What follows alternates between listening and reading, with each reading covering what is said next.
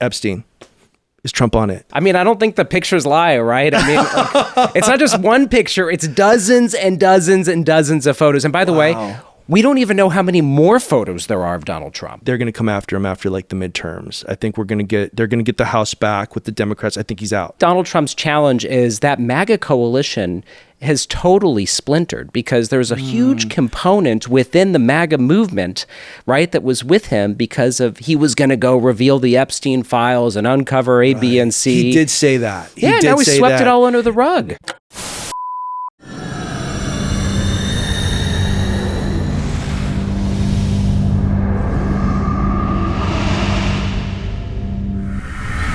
Hey guys, I'm Max Decker and welcome to the Dive In Podcast. Today we will be diving in with my guest, no other than Dave Jacobson. Did I say that right? Jacobson. You did indeed. All right. Yeah. Democratic strategist, CNN contributor. Oh my God, founder of Jacob and Zilber. Am I saying that right? Jacobson and Zilber. I'd say J and Z. Jay-Z Strategies. So welcome, man. Welcome to the pod. Thanks for having me. Yeah, Appreciate you. it. Thank you so much. Thank you so much for coming. I mean, for going from CNN, and I believe, were your first podcast? You guys are. I've only done TV. This is my first podcast. Oh, so wow. What an honor. It. What a love. From CNN to the Dive In Podcast. I'm going to get right to it. Yeah. Epstein. Is Trump on it? The list. I mean, I don't think the pictures lie, right? I mean, like, it's not just one picture. It's dozens and dozens and dozens of photos. And by the way, we don't even know how many more photos there are of Donald Trump. They're going to come after him after like the midterms. I think they're going to get the House back with the Democrats. I think he's out because of that. Let me tell you something. I think that's one reason why Democrats obviously are in a very strong position for 2026. Right. The fact that Marjorie Taylor Greene has like splintered away from Donald Trump, or she is now divorced from the MAGA movement. That is jaw-dropping. Yeah. And like a year ago, people would have said you're crazy if you said that was going to happen. This was the chief campaigner for Donald Trump, right? But I think Donald Trump's challenge is that MAGA coalition has totally splintered because there's a huge component within the MAGA movement, right, that was with him because of he was going to go reveal the Epstein files and uncover A, B, and C. He did say that. Now he swept it all under the rug. And then Kash Patel, they're just like, they're not doing it. Totally. Listen, in my view, and I know we're probably going to dive a little bit more into the specifics, but in my view, if Democrats win back the House, and frankly, it's shocking that we now have a pathway to potentially win back the Senate. We need to not only impeach him, but we need to have the Senate convict him. Right now, that takes more votes than a simple majority, but this dude's approval rating is in the tank. I mean, CNN put out a poll the other day. He's at 39% approval rating, and the same poll showed 60% of Americans consider his first year in office a failure. Was Venezuela a good move on his part for us to take it because of the oil? I mean, I think that's kind of the move, right? Well, that's what they say, but the reality is America's producing more oil domestically now than we have in decades. Like, my question is to his supporters, how is this America first? You got people living on the streets in tents. We are the richest country, not just in the planet, but ever in human existence. We have the poorest people living on the streets, and we have the Elon Musks of the world becoming trillionaires. So it's outrageous. What happens when AI comes in here now and takes even more jobs away? It's a big question. And like Donald Trump is basically trying to nationalize legislation on this to prevent states from instituting rules and regulations to protect American jobs. He's making it easier for AI. Listen, we need innovation. We need to lead the AI race against China and some of other countries that are competing. However, we have to be really smart about it, dude. I mean, we can't have AI replacing jobs in every single energy sector. We've got to protect good-paying American jobs here at home. What does that look like, though? Let's say China does take the AI race and they're in control of the AI. What does that look like for us? That's a great question for a technologist or someone. But I'm not an expert. But what I would say is, like, economically, right? I mean, they're going to be the superpower in terms of technology, and that's a problem on multiple fronts for America, both at the defense level, right? But also economically. Do you smell a new political party brewing? Do you think that there's going to be something new that kind of comes up? Because, I mean, you know, we do have to talk about this. I mean, you know, capitalism is kind of, and dogma is in the way of us becoming like a first level civilization, I hear, for us to like actually pull real energy from the earth, clean energy. Mm-hmm. Do you think with AI, do you think with all these things that there might be some sort of new political, I guess, party that can come up and be to unify everybody, really? Yeah, I mean, I do think that people are frustrated where they feel like there's extremes on both sides. Yeah. And those extremes have become more radicalized. Yeah. Now, I would, as a Democrat, I would argue the MAGA movement and the Trump movement obviously has far surpassed what anybody could say about the Democratic Party.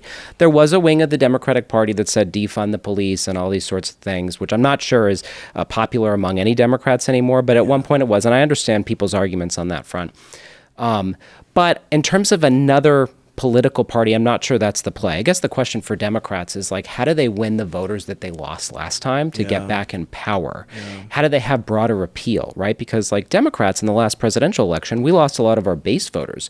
We lost in many of these battleground states, union households, Hispanic men, Black men, young men, right? And so rather than alienating different constituencies and different demographics, I think it's incumbent upon Democrats to say, hey, we're Big Tent. Maybe we don't agree on climate change legislation, right? Because you're a pipe fitter worker who works in oil and gas, right? And you think that, you know, it's critically important to protect your job, and you've got these hard lefters who say, hey, ban all oil immediately. The Democratic Party needs to be able to appeal to both of those folks if they want to win back elections, right? And they've got to find ways to find common ground to both protect jobs and prioritize combating climate change, clean energy production. So I'm not convinced that there's like a new political party just given the paradigm that we live in right now. But I think whichever party is able to have broader appeal to more people is going to win political power and be in a position where they can move policy. You were part of Hillary Clinton's campaign, and you guys took on Donald Trump, right? Campaign. And it was so close. It was so close. What do you think was the moment that it kind of shifted, it turned, where you guys kind of go, oh fuck, like I guess, how do you recall, like, you know, I guess talk to me on that. How was that, and what was the moment where you were kind of go, fuck, he might win? So I worked for her in 2008 when she ran against Barack in the primary and traveled the country. And that was an enormous, incredible, life-changing experience for me, but not in the 2016 campaign. But I watched heavily, and I was on CNN talking about the 2016 contest all the time. Well, then same question for Barack. Well, I'll tell you for Trump first. I mean, I think the challenge was like the blue wall states, right? Like the fact that like we lost Michigan, we lost Pennsylvania. I think you had a Democratic Party that wasn't talking to working class union households in some of those battleground states. It was taking those votes for granted, right? And I think the problem is you have a lot of these coastal states on both sides of the country that dictate the direction of the party. And I think that's fine. We should appeal to those folks, but we can't forget about Democrats or voters who typically align themselves with Democratic ideology in some of these other Midwestern or even some Southern states, right? We've got to be that big tent party. And I think that's going to be our challenge moving forward. Is there election rigging? No. There's like, I'm talking on both sides. Like, you know, like say in Texas or whatever, are Republicans holding off Democratic voters? Well, okay. In terms of like casting your ballot and counting votes, there's no election rigging. Okay. In terms of gerrymandering congressional districts for control of Congress, there is rigging, and California just had Proposition 50 in response to Republican rigging the map drawing in Texas, right? Because Texas is the second largest state. California is the largest in terms of population congressional districts. We have 54 congressional districts. So Texas went ahead and basically had the legislature, because Donald Trump asked them to, redraw their congressional maps and basically minimize Democratic districts and maximize Republican districts, and ignoring policies that protect marginalized communities. communities, typically black and brown historically communities. And so as a result of that, Democrats lost seats in Texas, or will, because it's going to affect the next election. Right. So California responded back. Thankfully, we have Gavin Newsom, our governor, who led the charge on that, and our fantastic Democratic-controlled legislature who stepped up to the plate to try to create a level playing field. So we were able to redraw our maps. Now, what's different is the politicians in Texas drew the maps, and then Greg Abbott, their Texas governor, signed it into law with no say of the voters. In California, our legislature drew the maps, the governor signed the bill, but it went to the voters. And not only did it go to the voters and ask them whether or not they want to pass these new maps, but voters resoundingly fucking voted yes to stand up and fight back against Donald Trump and Republican election rigging as it relates to maps. And resoundingly voted to redraw the maps in California. And that was in the past November 5th election.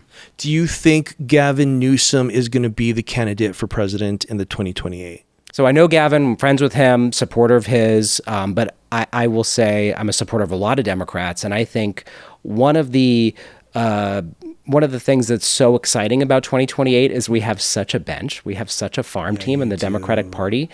I'm a big advocate of us having a myriad of debates. If you remember in 2012, there was so many Republicans running, right? Against Bernie Barack was always Obama. no, but Bernie was in 16 and in 20. But in 2012, the Republicans had so many high-profile Republicans running that they would have 2 back-to-back debate nights because they couldn't put them all on stage. I remember that. And I think that is an example of what Democrats need. We need to have a robust debate to figure out who we are as a party. We need to battle for the soul of the Democratic Party. You've got J.B. Pritzker, the billionaire governor of Illinois, who's done great things, right? But the question is, like, do Democrats want a billionaire as their governor, right? True. You've got John Ossoff and Raphael Warnock, 2 U.S. senators in Georgia who won and ruby red historically Georgia, right? You got Mark Kelly, who's a fucking astronaut in Arizona, right? Who won a U.S. Senate seat in a historically red state. You've got Gretchen Whitmer, the governor of Michigan, right? So you've got Gavin, you've got The Rock. You've got The Rock that might be coming in. Who knows? Honestly, why not? I think we should have a robust series of debates where we actually battle it out. Because honestly, I think we were robbed of that as a Democratic Party in 2024. Biden alluded to the fact that he wasn't going to run again. And I think one of the reasons we lost, there was many, but one of the reasons we lost is because he dug his heels in and decided to run again. And frankly, I think there was a cabal between him and Mike Donilon and Kamala Harris and the inner circle of the White House. Jill Biden was part of it. And they all basically made the decision to rally around the president, irrespective of his indications to not run again, because, listen, power is addicting. And I think the challenge is Democratic voters felt silenced. We didn't get that debate in 2024. We didn't have that dialogue about the future of our party. What we had was the party in power doubling down on their policies and not recognizing the anxieties and the frustrations of Democratic voters on the ground. That's why we lost our constituency-based groups in some of these key battlegrounds. Do you feel that Nancy Pelosi was the heart of the Democratic Party, though? Because it seemed like she really, when she was in, it seemed like it was a lot more, I don't know, like a tight football team running together.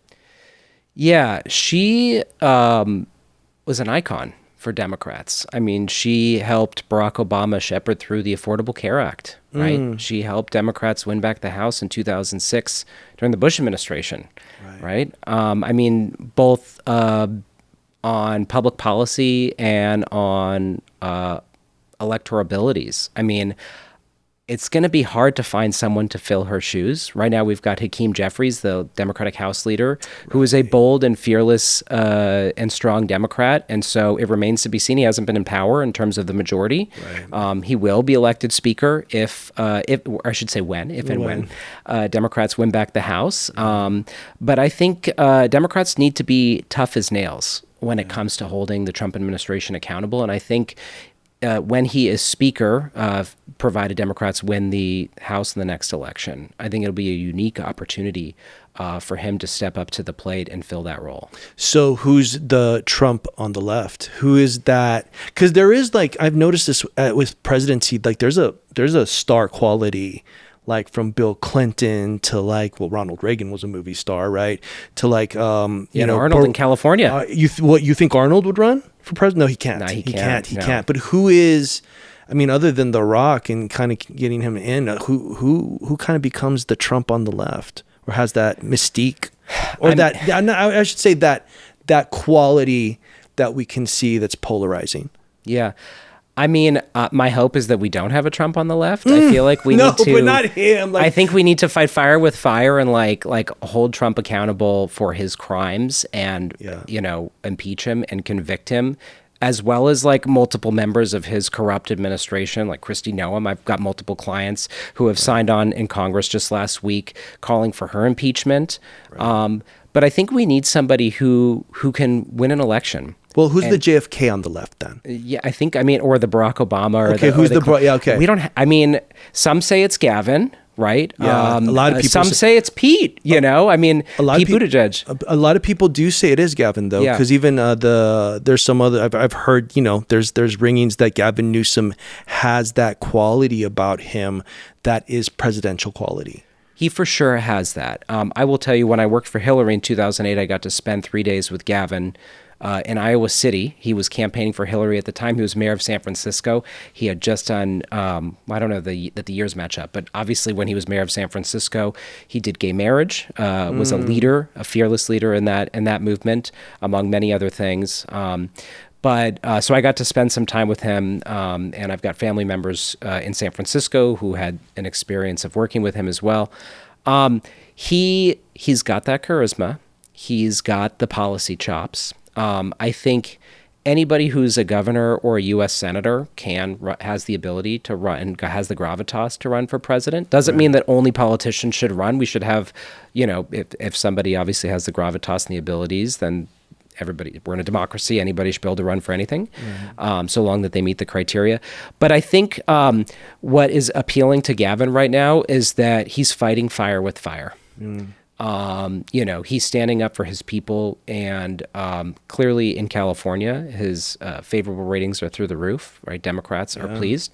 And a lot of people like to knock California, but one thing I'll say is we are the 5th largest economy in the world. Yeah. Our economy is larger than fucking Italy's, right? And a lot of people say, oh, there's too much regulation, we're going to leave the state and this and that. California has common sense regulations. Not all of them are perfect, and I'm sure a ton have to be fixed, okay?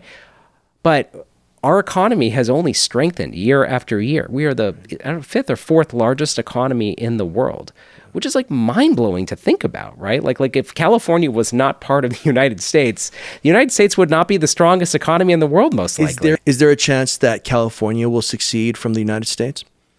No, I don't think so. I do think there's a lot of people who probably want that because, look at where we are. It's paradise here, right? No, we have the 4th or 5th largest economy in the world. We are the home to Hollywood. We are the home to big tech. We have the largest port in the domestic United States. Yeah. We're home to agriculture. We're home to some of the best universities on the planet, right? We've got, it's January and it's like almost 80 degrees outside. Like, who doesn't want to live in California, right? It's a laid back vibe. So I think there's definitely some on the left that, in an ideal world would love that. I just don't think it's feasible at this time. Do you think that Elon Musk leaving, because that was a very big thing when he took Tesla from California, and that was an actual, that was straight up, he was saying Newsom is driving me out. And I guess maybe quote unquote some other people to kind of leave the state. Do you think that they did it more for political reasons or because financial reasons? Here's a perfect example of where Elon Musk is politically. Today I read in Axios that he gave $10 million to a Republican running for U.S. Senate, a super PAC in Kentucky, in the race to replace or succeed Mitch McConnell. So, that dude spent $300 million on super PACs, directly, indirectly, to support Donald Trump and the Republican Party in the last presidential election. He's the richest man in the country and the world, right? So, he has that ability, but it's clear he ain't a Democrat. Right. Do you think he was ever a Democrat? Because he says he was a Democrat before. Maybe. I mean, I guess like evolution is something that people, have. Or maybe maybe also you would just make more money in politics, maybe too, right? Not necessarily. Well, I mean, every time a president, because say Bill Clinton, after he finished his presidency, all the books, all the, the appearances. I mean, is that kind of like a thing for presidents after they're done? Making billions or millions of dollars? Well, listen, if I was president. Okay. Are you announcing? Is Dave announcing for 2028? But should I write a book? I love writing. I mean, I've written opinion pieces. Why don't you run? I mean, you kind of got like a lot of these it factors going on. Like you're very competent. Like what? Why wouldn't you run for president? Why wouldn't you? You're very kind. I'm a kind of a behind the scenes strategist. I like to advise and give input and weigh in on strategy and obviously produce media. As part of the deal with my wife, when we got together, I've always been working on political campaigns, but she had always said, hey, listen, like, I don't want you, running for office, because ultimately, like, when you're an elected leader, you work for the people. Yeah. So you're not at home, right? Yeah. You're out, you're doing the Congress on your corner. Yeah. You're doing the town halls. You're up in Sacramento. You're in DC. It's very hard. You're on Epstein Island. I guess for people like Donald Trump. I mean, was there a party with Bill Clinton and Trump? No, I mean, I don't know anything about that. Maybe some peace was made. No. I mean, but honestly, like, so you're just politics. You like the strategy of it and the filmmaking. Yeah, I mean, listen, like for me, I have always been inspired by just the game of politics, right? Yeah. Because in democracy and the battle of ideas and being in a position where you can create laws to improve people's lives, right? One thing that I always remember from the 2012 presidential campaign, the DNC, President Bill Clinton was announcing his support again of Barack Obama, but he kind of described the contest between Romney and Obama in a very unique, simplified way, which was Democrats have the philosophy that we're all in this together. And Republican philosophy too often is you're on your own. Just think about like healthcare, for example. Whether you support the Affordable Care Act or the Bernie Sanders version of single payer, the objective is to give everybody healthcare. Right? Right. And what's happening in Congress right now? The Republicans in control let the Obama subsidies get cut. The cost of healthcare now is going to fucking skyrocket across the country for millions of people. Yeah. In Trump's big, beautiful bill, what did he do? Fucking cut Medicaid from poor, struggling people. Yeah. So that worldview is like, sure, you're on your own. Great, I'm going to give some people tax cuts, those at the top, and the hope, the billionaires, the hope is that they're going to have a trickle-down dynamic to create more jobs so you can pay for your own more expensive fucking healthcare. Right? Versus the Democratic view, which like maybe it's not perfect, maybe there's like kinks that need to be worked out, right? But like the bottom line, in a very like synthesized way that Clinton described the difference between the two parties, is something that kind of I live by. How do you get past everything and bring the country back together? Or is that just done? We're just split. Like there's Minnesota is burning with everything that's going down, with that ICE shooting, with what happened to that poor lady. Heartbreaking. Do we recover from something like that?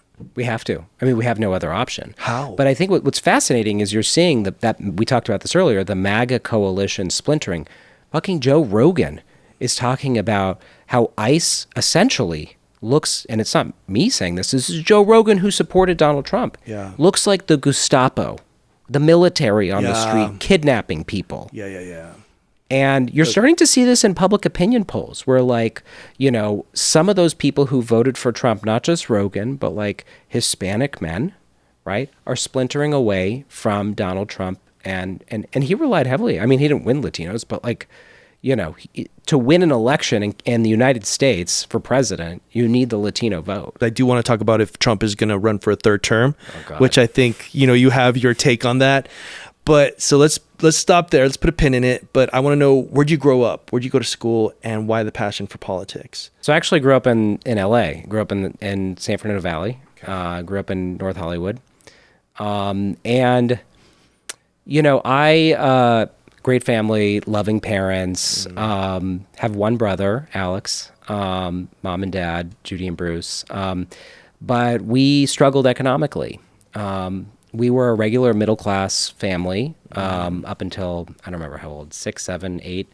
And my dad lost everything at one point. He was a business owner. He did like truck repairs for big trucks at the studios. And he didn't do the accounting. His partner did, and fucked everything up essentially. And so my parents went bankrupt. Our house was foreclosed on. And for many, many years, we didn't have any money. And wasn't ever an issue of love or, compassion and being really great, inspiring parents.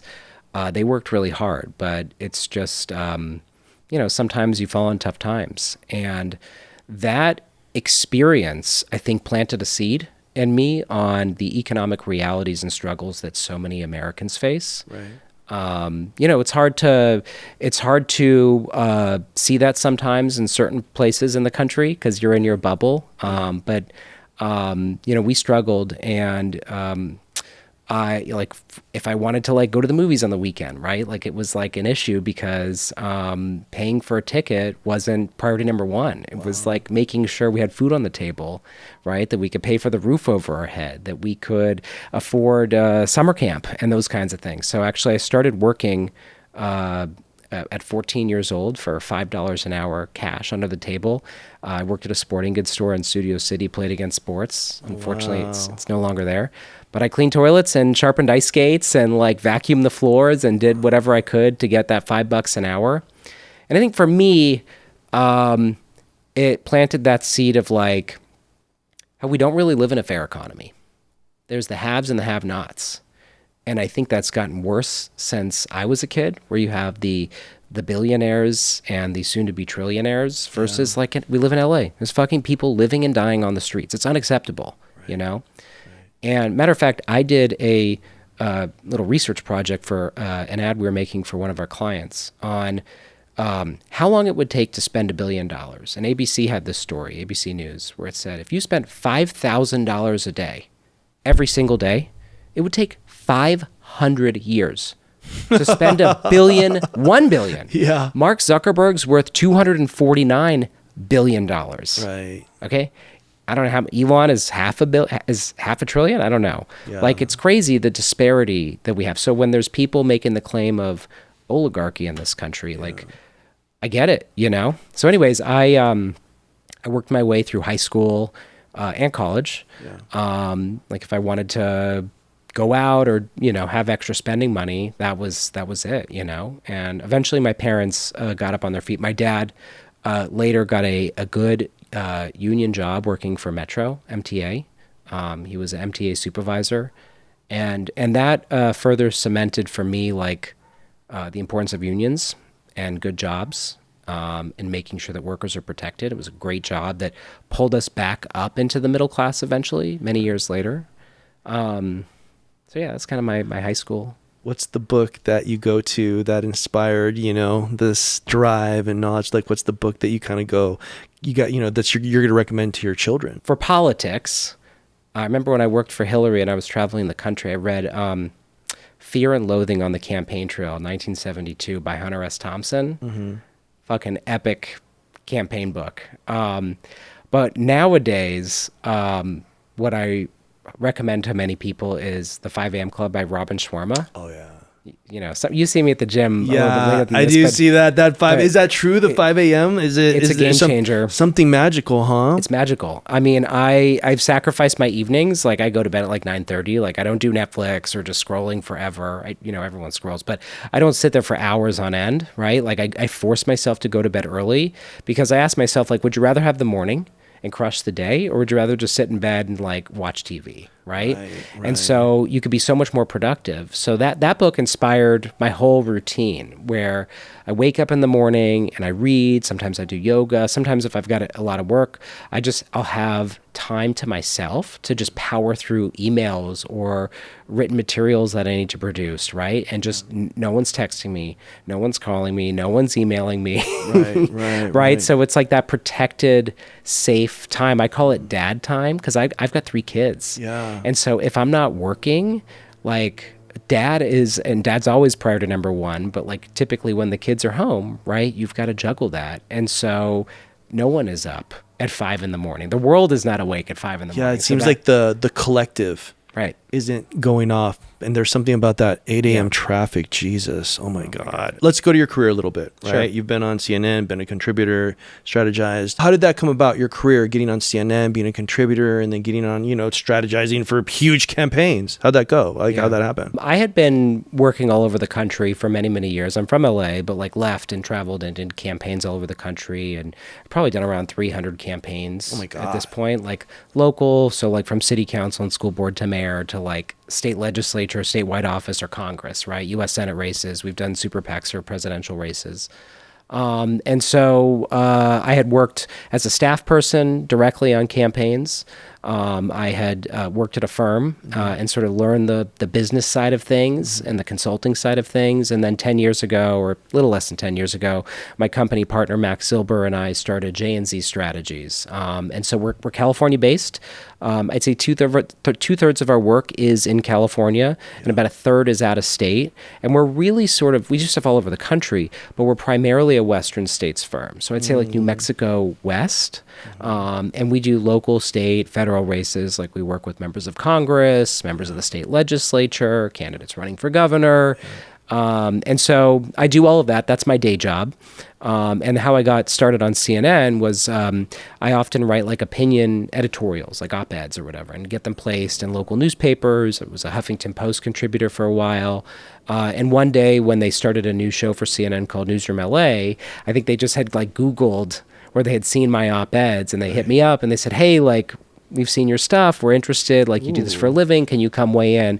And at the time, it was at the looming 2016 presidential contest. Because I started. Oh my God, that's the hottest time. No doubt, right? So I started November of 2015, and CNN would call me, and we kind of hit it off. I mean, we had great synergy. So they kept calling, and I kept saying yes. Okay, but so you're in there 2016 on panels with MAGA guests. Yeah. How's that like in the commercial breaks? Oh yeah, in the green room. It's so fascinating because like some of them straight up like are like devout believers and like they look at Democrats as the enemy, right? Yeah. And some of them are like super cool and super down to earth and like level. I feel like the professionals, right? Who they're consultants, like they do this for a living. It's a job, but like we're all Americans. You know what I'm saying? Right. So like. You like baseball, I like baseball. Like, let's bond over that kind of thing, right? So baseball is what brings everybody together. I mean, just like whatever, coffee. Like, my buddy John Thomas, who I go on with all the time, he's into working out. So like we talk about training. He made his own. You'd love this. He made his own kombucha. Okay. Oh, wow. Like talk about wellness stuff. Right. Oh, wow. So like very like LA, dude, but like, but he's Republican, he's MAGA, whatever. But like we're friends, off camera. I fundamentally disagree with him on politics, right? Everything. Totally. But I appreciate he's smart, like for me, for example, as a strategist, to get better as a Democrat, I got to learn to see what the Republicans are doing. Right. So I'll study like what the Republicans are doing in terms of campaign advertising or messaging or tactics, right? Because if I don't know what they're doing, if I'm just going in blind, shame on me, right? It's going to make me a better strategist if I study and learn what they're doing. So having that dialogue on CNN also helps, right? Because like Was there ever a moment where you get something from a person in a MAGA where you kind of go, has anybody ever shifted or pushed your opinion just a little bit where you're kind of like, yeah, I can see where that makes sense? I don't know, man. I mean, it's on like policy, like fundamentally we just disagree. I think there's probably a component of like when Republicans say like Biden shouldn't have run, pardon me, maybe you guys would have won. Right. Like maybe, I'll give them that, like I just think we never going to win that. It was a change election. People didn't want more of the same, and Harris was more of the same, right? They wanted something different. So I think like on that kind of stuff, but like on immigration or climate policy or education or whatever, like we're just fundamentally different. Well, I'm going to stop and I'm going to talk to the guests real quick. Our audience, I'd like them to, this is the point where I'd like to have you subscribe, because a lot of you guys are watching. We're getting a lot of views. We need people to subscribe. We need people to comment, like. So please go ahead. And if you like this episode, and we'll be in the next week when we're going to have this episode out. This week. So we'd love people to comment. If you can be in the comment section commenting back. No doubt, for sure. Happy to. Love it. But yeah, so guys, do your job. Come on, keep us going strong. See whatever questions you have for Dave that I might not have covered. Let's go back to it. Trump, is he going to run again? Third time. He's already the sitting oldest president ever to occupy the Oval Office. Is he? I thought. Yeah. Wait, Biden wasn't? Yeah, but isn't Trump like 80 now? Something like that. I don't know. I think he's 79 or 80. He's turning 80 this year. He'll probably be somewhere around 80. Yeah, so he'll be the oldest sitting president. Yeah. Wow. So you think he's got 4 more in him if he makes it to 82? Bro, look at him. You think he's healthy enough to occupy the Oval Office? Wait, how tall is he? He's like what? I'm surprised he's made it this long. He's dude. like 6'4". Isn't he like 6'4"? He's like 6'5", 6'6". He's 6'4", 6'5", and he's like 280 pounds.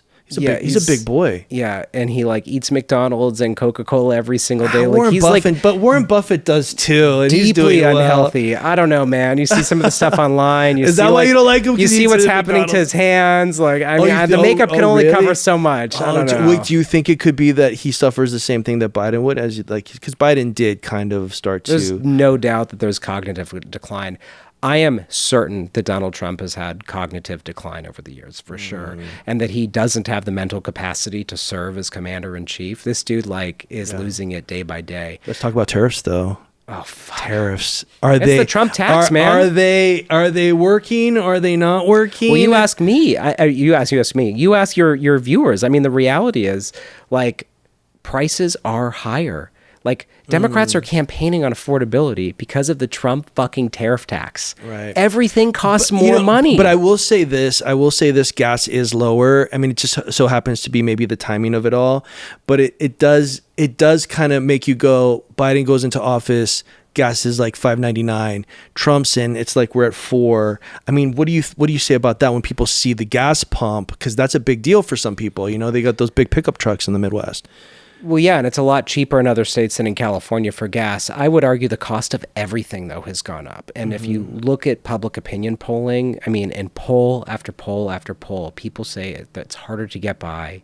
Donald Trump came into office as this business tycoon, this expert on the economy, right? And we still have inflation. We still have the costs going up. Right. The cost of living, the cost of eggs and milk has gone up.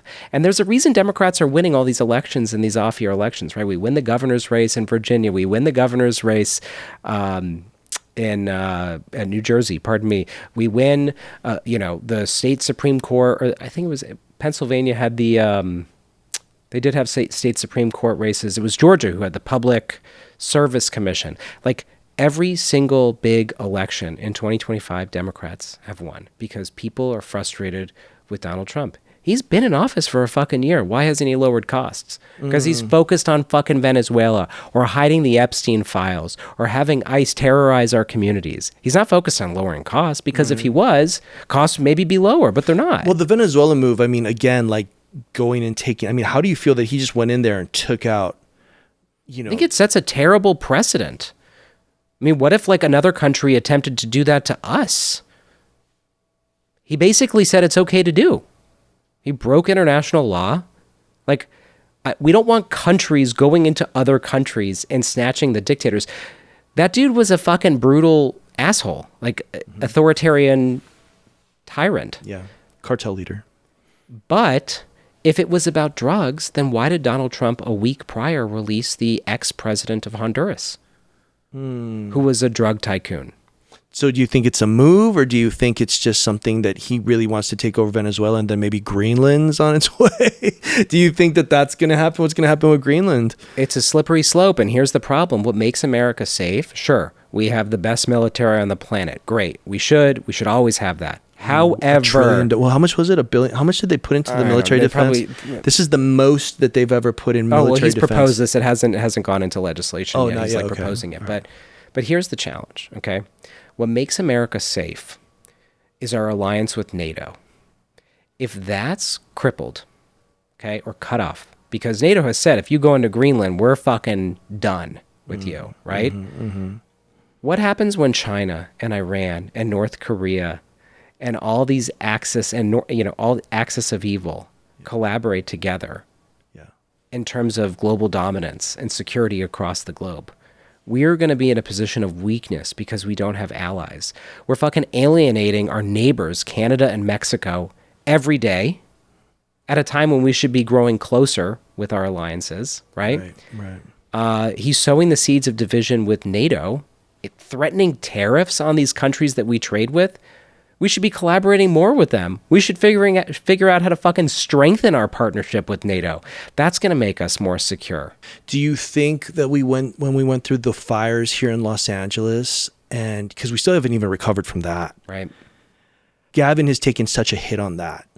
Is there something he could have done? Is there something he could have helped prevent that? Or was that just inevitable? We're just, because we faced the fires. There's been fires before Gavin and there's going to be fires after Gavin. But do you think that becomes kind of a strategy to take him out for the presidential run? Or is there something else he could have done? You're justified in asking because people are frustrated. Correct. There hasn't been enough of a fast enough response. What I will say is if there was a Democrat in the White House, if there was a Democratic-controlled Congress, Gavin would most likely get either all or some of what he's asked for. And we have members of Congress who are clients who are fighting for this. I see. Gavin has asked for, I don't exactly know the figure, I think it's $30 or $40 billion for the rebuilding. Right. We've gotten almost none. Right. There's been almost zero funding from the federal government. Can we hold the insurance companies accountable? Sure. Because there was a very big play that before the fires happened, there was a lot of insurance companies that dropped people's coverage. You're absolutely right. Big fucking issue. It needs to be tackled. But in terms of getting people the resources, people's homes is that's literally where most of their finances are tied up, right? And if you lose that, right? Even if you have insurance or it takes years or you don't have insurance, right?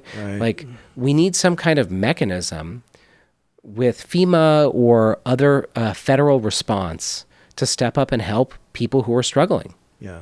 Right after a natural disaster. But the problem is that Donald Trump rewards red states and he punishes blue states.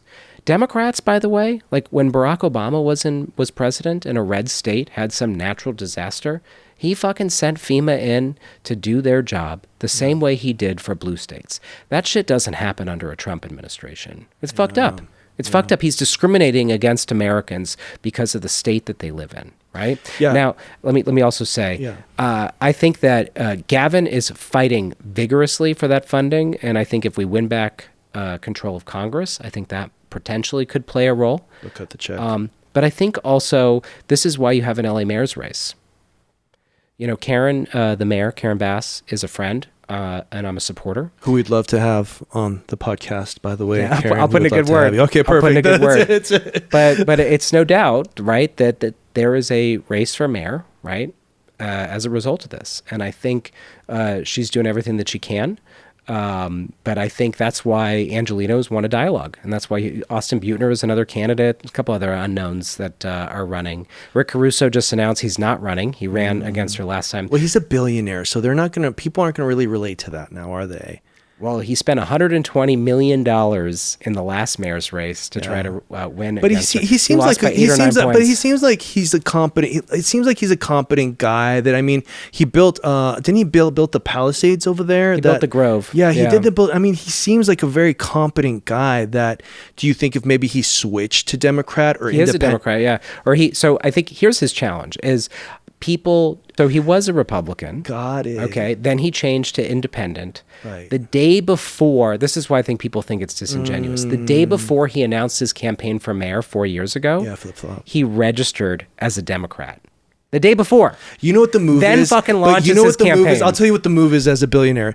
The move becomes, I'm donating $500 million to the homelessness in LA and I'm running for mayor. Honestly, if he did that, it probably would have put him in a better position than fucking $120 million with slick campaign ads featuring him direct to camera. That's kind of the move, isn't it? The move kind of becomes kind of that check, but that guy's so rich that he's going to continue to build. But going back to what we're saying here, so a lot of this becomes kind of really people painting one side of the store. For instance, the media paints one side really dark and people do some dastardly things on, I want to say both sides too. Cause there's, Bill Clinton has his thing back in the day with the Monica Lewinsky and stuff like that. He never went in and ransacked a dictator come out of a country, but it seems like the media also has a responsibility too. What do you say on that? It's a business, right? And salacious things get clicks, and you got to sell advertising space, and you got to look at ratings. So it all matters, right? I mean, I think the media has an important role to be objective, right? Yeah. And I think too often there's a gray area with some of these like cable news networks. Let's say Fox, for example, which like it says Fox News Channel. So the viewer thinks, oh, it's Fox News Channel. But when you got fucking Sean Hannity, that shit ain't fucking news. That's opinion. Right. You know? Right. Well, he's coming at you with one-sided, his bullet points. He's like coming at you. Well, it's biased. It's not objective information. But to somebody who's like not college educated or doesn't read the newspaper every day or like just like, you know, isn't like getting multiple sources of news from different outlets, and all they see is Fox News Channel, Sean Hannity, Laura fucking Ingraham, you know, whatever, previously Tucker Carlson, and they just Fox News Channel. Oh, this is news. Yeah. This is it. And they don't understand that that's opinion. What happens when Trump is gone? When Trump is gone, does JD Vance become the new Trump? And then, like, you know what I'm saying? Has MAGA now become like this, almost like, you want to say like, you know, the Nazis had a party or whatever. Now this MAGA has become a movement. And so now that Trump's gone, he's old. This guy's going to kick the bucket soon.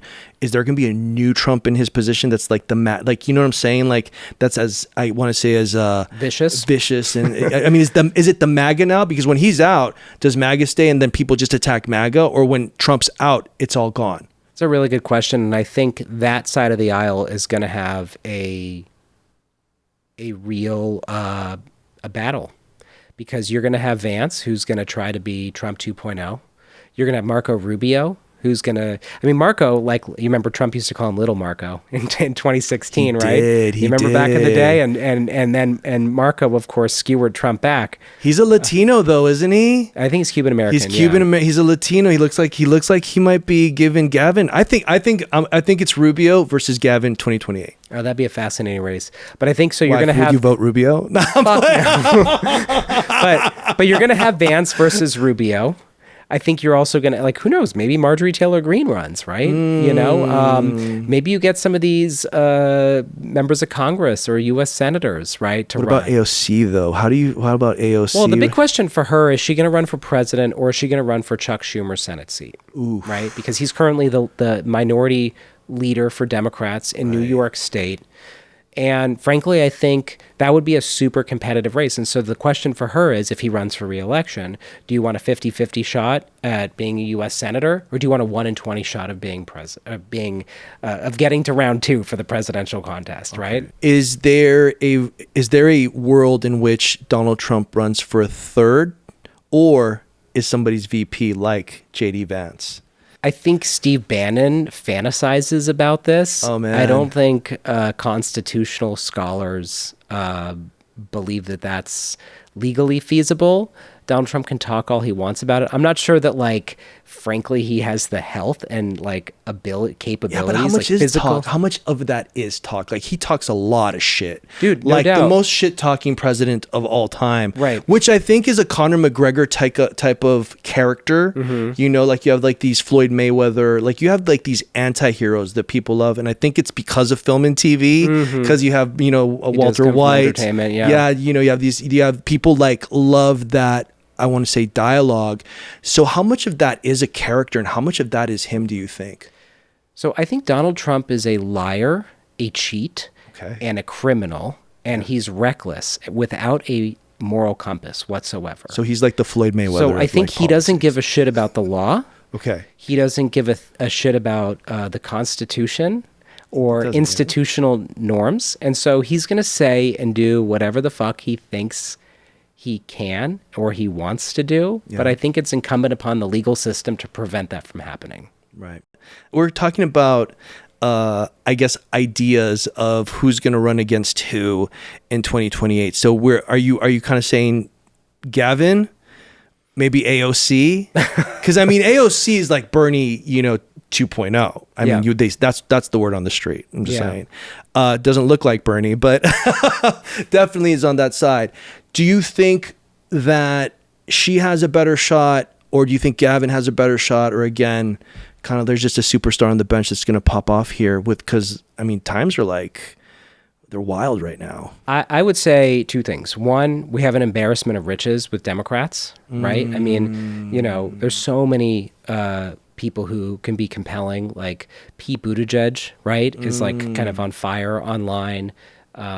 You've got, I mean, I mentioned some earlier, but Gretchen Whitmer, Raphael Warnock, Mark Kelly. Wasn't she almost kidnapped? Who? Oh, Gretchen? Yeah, there was an attempted kidnapping for sure. That's crazy. Yeah, it was crazy. But I mean, honestly, like there's like Josh Shapiro in Pennsylvania. There's like 20 plus high profile Democrats that could run, that could be powerful candidates. And so that's why I think we kind of like, we need to have a robust debate. We need 2 years of a campaign. I'll also add, because what may now today be what we think compelling and penetrating with the electorate could be very different 2 years from now. In politics, timing is fucking everything. Do you think, how do you feel about Candace Owens? And do you think she might be coming over to the left, just like Marjorie Taylor Greene did? And do you feel that she was right about Charlie Kirk going to run for 2028 presidency? I don't know that you can believe anything that she says. I'm not a fan of hers whatsoever. I think that she's in it for herself. Really? Okay, somebody's inspired. They just saw this podcast. They're like, I want to be like Dave, or I want to get my knowledge down like you. How would you recommend them to get started? I mean, we need more people engaged in politics. When I was an up-and-comer, there were a lot of young people who were inspired, who like got involved in campaigns, which is a great opportunity. And we need more of that, frankly, if we're going to sustain our democracy. I think the easiest way is like getting involved locally, like working on a local campaign could be a step in the right direction. So like finding a campaign office or going to your local Democratic Party and saying, hey, how do I get involved? Typically they'll have you knock on doors on behalf of a candidate or a ballot measure or some sort of issue that they're pushing for. And that gets your foot in the door, right? And I think a lot of this, at least on the campaign side of things, is building relationships, right, and networking. And so going in there, putting in the work, showing up, participating is critically important. And I'd say, like, obviously doing stuff online is great, and posting about, who you support and engaging in a dialogue with people, I think is great. But if you can physically go somewhere and help out in a campaign office, that's really how you're going to get that foot in the door and establish those relationships and learn more about the industry. Where are we in 10 years? Imagine a better world. You need to have something to fight for. Yeah. And yes, for those of us who are political professionals in campaigns, that campaign that's immediately front and center in front of you is that vehicle. But also it's the next campaign and the campaign after that and the campaign after that. So, for me, what scares me is AI, because I think harnessing that power is absolutely vital to our long-term success. But also, how do we do it in a way that protects jobs, that keeps us safe? Like, we don't want like Terminator number 7. No, listen. I saw this. I heard the Godfather of AI say this, and I don't know if you know this, but it's an algorithm with all the knowledge that's out on the net combined together that communicates with each other. Right.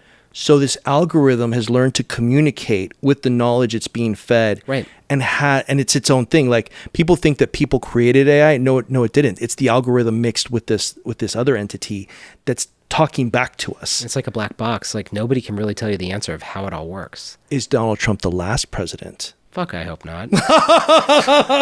I'm just asking. I'm working to make sure that's not the case. I'm just asking. I mean, a lot of people are saying that it might end there. I think he's going to do some crazy shit to try to restrict voting. He'll call it rigging or whatever. He's desperate for power, because I think he knows that if Democrats win the House and win the Senate, if we have enough votes in the Senate, he will be impeached and convicted. I think it's a stretch. Obviously, like, public opinion has to change. Like that 39% that he's at, according to CNN this week, it's got to go down further for us to be highly, highly competitive in these Senate races. But I think he's scared because if he's impeached, convicted, he will be probably prosecuted, I would imagine. Did you ever go on Fox? Fox News Channel? Yeah. when you went on, is it a different experience? Well, obviously it's a different experience when you go on CNN and Fox. Yeah.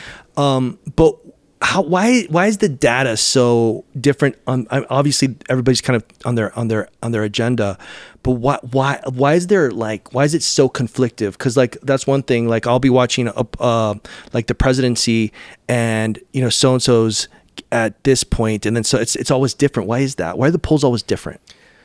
Well, I think the media is fragmented, and Fox is talking to Fox supporters. I see. And the MAGA world, right? And I'm actually reading a fascinating book right now by Ezra Klein, who's a New York Times columnist and founder of Vox News. It's called Why Are We So Polarized? And it talks about, like, back in the day, there were 3 networks. There was ABC, NBC, CBS. Mm-hmm. And so they were super objective because they had to appeal to everybody. Right. They couldn't be like, I'm only going to talk to MAGA, right? It was they had to appeal to everybody. But then cable news and the internet came about, and you had this fracturing of the media environment because Fox News just needed to talk to conservatives and to MAGA Republicans, right?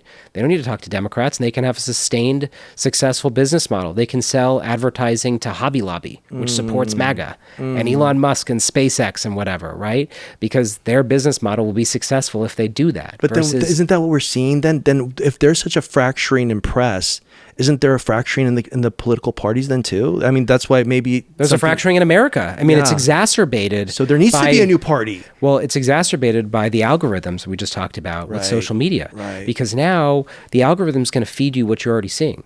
So if you're fucking watching Tucker Carlson, it's going to feed you more Tucker Carlson. It's not going to feed you Rachel Maddow. It's not going to feed you the other side. Right. So then you're siloed off from the other world. Because before, people were more, they would think critically more because they had more objective information. They'd form their own opinion.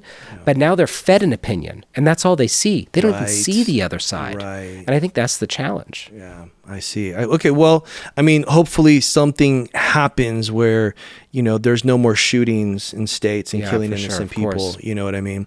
What are the most interesting projects you have coming up? Talk to me. Well, what's happening with you? You got some hot stuff coming up? Why don't you tell us? Yeah, no, we've got a lot. I'd say we're doing the governor's race in New Mexico. Oh, wow. Which is interesting. And this is kind of a microcosm of the debate in the party. So you've got Deb Haaland, who is a former Biden Interior Secretary, former member of Congress, kind of running as like the progressive left. And then we have a cowboy who's the district attorney of Albuquerque, Bernalillo County, Sam Bregman. And he's kind of running as the common sense, tough on Trump. They're both tough on Trump, but he's like the cowboy, like tough as nails, anti-Trump candidate. So that's kind of an interesting dynamic because the battle there is similar to the battle that we're having in the party. Right? Yeah, I mean, you saw Zoran Mondavi get elected in New York, but then you have Mickey Sherrill, who's like a mod Dem, get elected in New Jersey as governor. Right? So two vastly different ideologies, same political party. And so we've got that one. I mean, we've got tons of congressional races. Re-elects, we've got some frontline battleground races that we're working on, tons of state legislative races in California.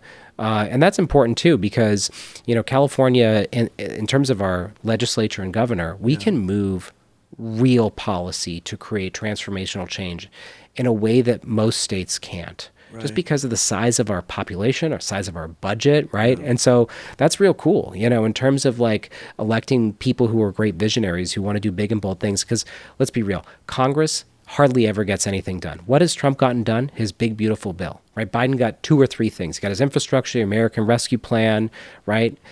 So in California, we actually can do transformational things when we push it through the legislature. When we get the $30 billion that we need for the houses.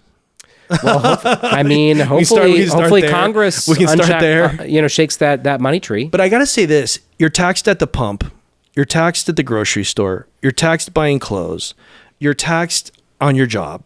It's like you tip valet, you're taxed. I mean, what the fuck are they doing with all the money? That's actually a super compelling issue that a lot of voters care about is accountability. They're fine. Liberals and Democrats are fine paying taxes, right? I mean, think of where we are. We're in deep blue Los Angeles. The vast majority of the people here are registered as Democrats, right? In California, typically very, very blue. Historically, we haven't had a statewide Republican elected since Arnold Schwarzenegger, okay? So it's not like people are like running from the Democratic Party in this state. They're fine paying taxes, but they want accountability. Okay, you're going to tax me for public schools. Then I want great public schools. You're going to tax me for healthcare, for poor people who can't afford it. Great. Then let's make sure that those people get high quality care. We're not spending all the money on like fucking big time CEO executives or whatever, right? You're going to tax me for roads and bridges? Fucking fix the potholes. Do roads and bridges, right? So I think like it's not that people don't want to pay taxes. Like they understand that's kind of how it works, but they want accountability and they want efficiency. Or how about that the presidency is broken up into 3 different people running it? You know, because maybe sometimes a person that might be good in foreign affairs isn't good with budgeting, you know, the money. Also, I mean, and running the military. So, I mean, truly isn't maybe the role of the presidency is too powerful. It's an interesting question. And it should be broken up because there's just too much. Now it's like it's gone so big. I don't think our forefathers thought that the presidency, like the president of the United States, would probably be the most powerful person on the planet. You know, maybe it's that the job needs to be broken up 3 ways or 4 ways. I think that if you want to be a good president, you should be somebody who cares about others. You should be super smart. You should be experienced, and you should be somebody who can be a consensus builder. And I think that you don't have to be an expert on everything. Like Barack Obama was president. Was he a climate scientist? No. Was he an astrophysicist? No. Was he a fucking physician, doctor? No. But he appointed people to lead those departments who were experts, right? You know, was he a military strategist? No. Did he serve in the military? No. But you're somebody who has those characteristics, but who knows what you don't know. And so you empower people who are experts to inform you, right? And you bring those people in, and sometimes you bring their counterparts in, and you allow them to have a debate and a dialogue about a particular strategy. And then you basically you're the executor. You make the decision. But that's my point. My point is sometimes people in that position aren't doing what Barack Obama did. Right. And they're doing their own fucking thing, which is pissing you the fuck off. Right. And you're like... Well, if you look at the Trump administration, you have some of the most unprofessional, unskilled. Kash Patel leading the fucking FBI. What a fucking joke. Are you kidding me? He's leading Pam Bondi. He's leading the FBI. Right. I mean, I'm sorry. She doesn't act like an attorney general, you know. So I think. Well, I mean, in all fairness, what I from my perspective, sure, it looks like he's coming at the people that came after him. That's what it looks like. It looks like that's what it looks like, and he's kind of like, so okay, retribution. Well, it feels like you guys fucked with me. I'm gonna fuck with you. That's what it looks like. Well, on my end. I think she looks like a criminal defense attorney. Sorry. There it is. Yeah. Shots fired. You know, I mean, I guess we're gonna see. This is gonna be one hell. I mean, you're gonna have to come back later. Let's do it. I'm in. You know what? After we'll the cover midterms, the election, you come back, and then we kind of see, and also maybe get some of your people in here too. I'd love to get more political in here. Yeah. Educate us and kind of see where the state is. You're gonna have that robust debate. I love it. Karen Bass, she's coming. Talk to us. What are your socials? Where can people follow you? How can we get more Dave Jacobson? Yeah, no, I appreciate that. I think you can visit jzstrategies.com. That's our website. That's catchy. Email us there. That's really catchy, JZ. Yeah, right. And then I'm on Insta and X and Facebook and all that stuff. Yeah. All right, man. Thanks for coming. Thanks for coming, man. Thanks for coming. This gets weird when we do this. Oh, my God. All right, guys. Thank you so much for catching us with Dave Jacobson here. You can catch him on JZ Strategies. Yep.